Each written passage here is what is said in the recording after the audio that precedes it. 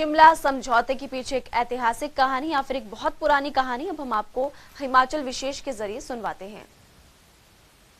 2 जुलाई 1972 की रात को भारत और पाकिस्तान के बीच एक समझौता हुआ था, जिसे कि शिमला समझौता के नाम से जाना जाता है। कहते हैं कि उस समय तत्कालीन पाक पीएम जुल्फिकार अली भुट्टो की बेटी बेनजीर भुट्टो खूब चर्चा में थी, या फिर हम यूं कह सकते हैं कि शिमला समझौते से ज्यादा बेनजीर भुट्टो चर्चा में थी।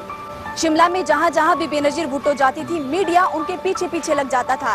किसी ने तो जुल्फिकार अली भुट्टो को ये सलाह तक दे डाली थी कि आप भारत में पाकिस्तान की राजदूत बनाकर बेनजीर भुट्टो को यही रख लीजिए।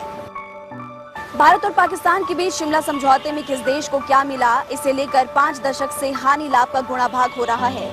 कूटनीति और समझौते के मसौदे पर असंख्य टिप्पणियां हो चुकी हैं, लेकिन इस दौरान पाकिस्तान के पीएम जुल्फिकार अली भुट्टो के साथ शिमला आई उनकी बेटी बेनजीर भुट्टो भी खूब सुर्खियों में रही।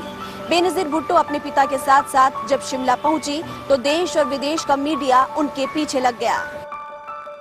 बेनजीर भुट्टो की लुक, ड्रेस और स्टाइल पर खूब खबरें बनी।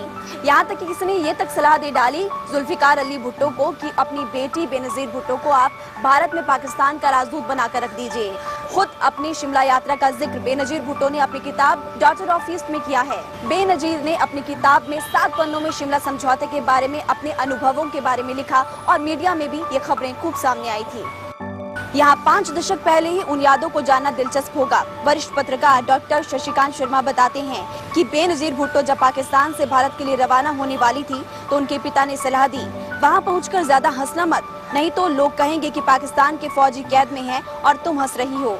ये भी सलाह दी थी कि ज्यादा उदास भी मत दिखना, ताकि लोग ये ना समझे कि पाकिस्तान का मनोबल गिरा हुआ है।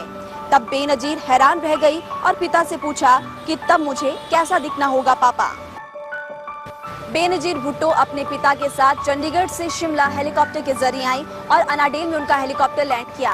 बेनजीर भुट्टो ने अपनी किताब में लिखा हुआ है कि इंदिरा गांधी ने उस वक्त साड़ी पहनी हुई थी और ऊपर से रेनकोट भी पहना हुआ था। बेनजीर भुट्टो ने इंदिरा गांधी को अस्सलाम वालेकुम कहा और इंदिरा गांधी ने नमस्ते कहकर अभिवादन किया।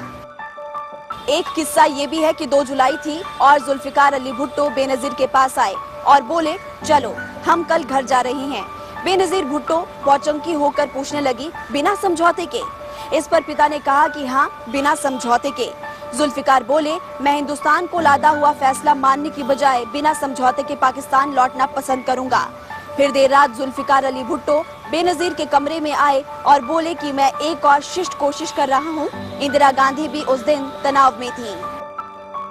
2 जुलाई के दिन समझौते के आसार नहीं दिख रहे थे। सभी पत्रकार वापस लौट चुके थे, लेकिन फिर अचानक से हलचल हुई और सुनने में आया कि समझौता हो रहा है। फिर सारे पत्रकार भागे भागे राजभवन पहुंचे। घंटों तक समझौते का मसौदा बनता रहा और जुल्फिकार अली भुट्टो के साथ चर्चा होती रही।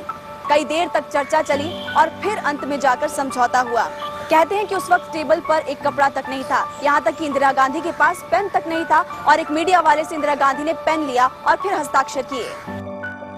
उस दौरान बेनजीर भी बेचैन हो रही थी। तभी एक पाकिस्तानी पत्रकार ने तरकीब निकाली कि अगर समझौता हो जाता है तो हम कह देंगे कि लड़का हुआ है, और अगर समझौता ना हुआ तो कहेंगे कि लड़की हुई है। जुल्फिकार अली भुट्टो ने बेनजीर से कहा था कि जब समझौता हो तो तुम भी उसी कमरे में रहना, ये एक ऐतिहासिक पल होगा।